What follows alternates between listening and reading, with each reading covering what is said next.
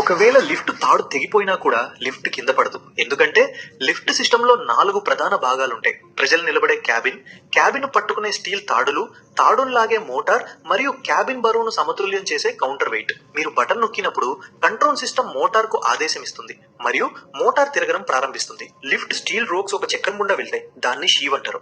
Motor తిరిగినప్పుడు షీవ్ కూడా తిరుగుతుంది మరియు తాడును కదిలిస్తుంది. అయితే మోటార్ ఒక్కటే లిఫ్ట్ లాగదు. బదులుగా లిఫ్ట్ పైకి వెళ్ళినప్పుడు కౌంటర్ వెయిట్ కిందకు వస్తుంది. దీనివల్ల మోటార్ పై ఎక్కువ భారం పడదు మరియు శక్తి తక్కువగా ఖర్చు అవుతుంది. దీనితో లిఫ్ట్ గాలిలో ఊగకుండా ఉండేందుకు షాఫ్ట్ గోడలపై గైడింగ్ రైల్స్ ఉంటాయి. ఇవి క్యాబిన్ నేరుగా పైకి కిందికి కదలడానికి సహాయపడతాయి. తద్వారా అది వైబ్రేట్ అవ్వదు. ఇప్పుడు ఒకవేళ తాడు తెగిపోయి లిఫ్ట్ పరిమితికి మించి వేగంగా కిందకు పడితే గవర్నర్ అనే పరికరం నుండి ఆర్మ్స్ బయటకు వచ్చి వీళ్లు జామ్ చేస్తాయి. దానితో లిఫ్ట్ ఆగిపోతుంది. అంతేకాకుండా లిఫ్ట్ అడుగున పెద్ద స్ప్రింగ్లు లేదా షాక్ అబ్జార్బర్లు ఉంటాయి. వాటిని బఫర్లు అంటారు మరియు ఇవి అత్యవసర పరిస్థితుల్లో ప్రభావాన్ని తగ్గిస్తాయి. మిత్రులారా, తదుపరి వీడియో ఈ వీడియో మీకు నచ్చినట్టయితే ప్లీజ్ లైక్, షేర్, సబ్స్క్రైబ్.